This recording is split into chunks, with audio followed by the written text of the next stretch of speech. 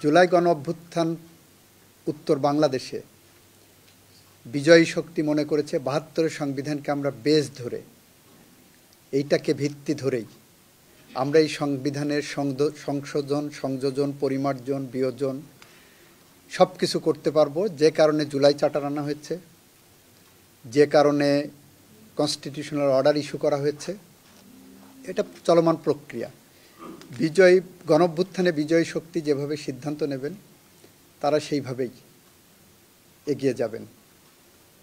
106-এর এই প্রশ্নটা সবাই মিলে অ্যাডাপ্ট করেছি। 106 থাকা না থাকার উপরে, রাষ্ট্রপতির ওপিনিয়ন নেওয়া না নেওয়ার উপর একটি রেভলিউশনারি গভর্নমেন্টের বৈধতা অবৈধতা নির্ভর করে না। 106 যদি প্রেসিডেন্ট নাও নিতেন, তারপরেও এই সরকার, রেভলিউশনারি সরকার, বিপ্লবোত্তর সরকার, গণঅভ্যুত্থানের সরকার বৈধতার মুখে পড়বে না। যদি সেটা বৈধতার মুখে পড়ে তাহলে মুক্তিযুদ্ধ উত্তর বাংলাদেশ, 90-এর গণঅভ্যুত্থান উত্তর বাংলাদেশ, এই দুটো প্রশ্নের মুখে পড়বে। আজকে আপিল বিভাগ সর্বসম্মতিক্রমে বলেছেন তারা হাইকোর্টের রায়ের মধ্যে কোনো ভ্রান্তি, ভুল, বেআইনি কোনো কিছু পাননি। সুতরাং ওনার সিপিটা রিজেক্ট করেছেন উইথ অবজারভেশনস। এখন সেই অবজারভেশনসগুলো কি, এটা এখন আমরা হাতে পাইনি।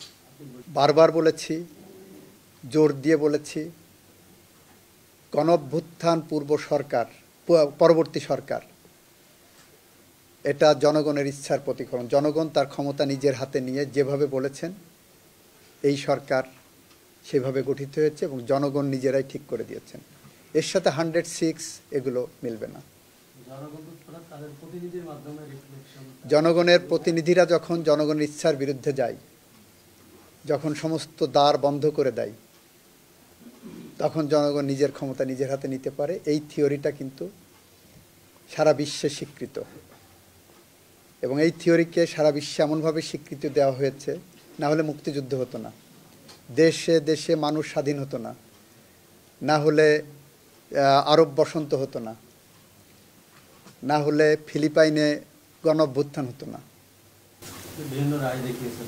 জি স্যার, এই সরকারের বৈধতা নেক্সট পার্লামেন্টে এ ধরনের একটা কথা হলো আলোচনা আছে, আমার মনে হয় প্রয়োজন নাই।